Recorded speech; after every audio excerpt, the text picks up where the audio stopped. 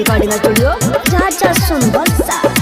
एगो पिचकारी छे दू गो छे साइड होली में रंग वही बाजारी बाजार। एगो पिचकारी छे दू गो छे साइड होली में रंग वही बाजारी बाजार। एगो छे बड़ा की एगो छोटा की, एगो छे बड़ा की एगो छोटा की, दोनों के ले भैया के ले संभार। एगो पिचकारी छे दू गो छे साइड रंग हम डालबै बाजार बाजार। एगो पिचकारी छे दू गो छे साइड रंग हम डालबै बाजार बाजार।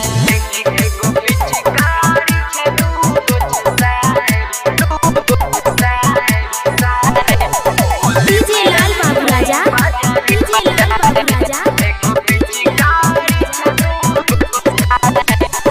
डीजे पैया बड़ी साली के संग में कर दे धमाल रे। ललका रंग से रंग देबै हम गोरे गोरे गाल रे।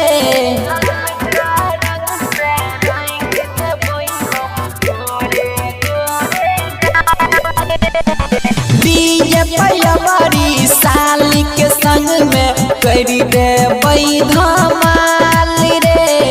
ललका रंग से रंग देबै हम गोरे गोरे गाल रे। छोड़बै न केतनो देतै गाय दोनों के रंग वही बाजार बाजार। एगो पिचकारी छे दू गो छे साइड दोनों के रंग वही बाजार बाजार। एगो छे छोटा की एगो छे बड़ा की, एगो छे छोटा की एगो छे बड़ा की, दोनों के ले भैया के ले संभार। एगो पिचकारी छे दू गो छे साइड दोनों के रंग वही बाजार बाजार। एगो पिचकारी छे दू गो छे साइड रंग हम डालबै बाजार बाजार।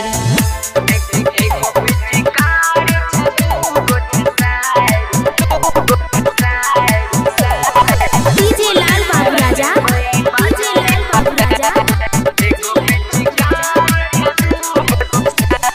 घंगड़ी उठाई के दोनों साली के देखले टंगरी रे।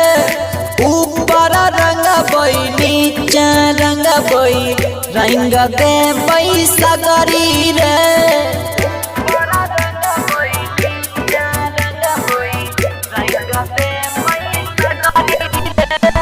घंगड़ी उठाई के दोनों साली के देखले टंगरी रे।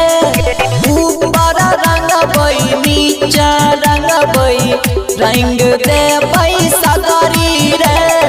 दोनों देखई में लागे छे कुमार मिर्जा रंग तई बाजार बाजार। एगो पिचकारी छे दू गो छे साइड रंग हम डालबै बाजार बाजार। एगो छे बड़ा की एगो छे छोटा की, एगो छे बड़ा की एगो छे छोटा की, दोनों के ले भैया के ले संभार। एगो पिचकारी छे दू गो छे साइड दोनों के रंग वही बाजार बाजार। एगो पिचकारी छे दू गो छे साइड दोनों के रंग वही बाजार बाजार। जय मां चंडिका रिकॉर्डिंग स्टूडियो राजा सुनबरसा।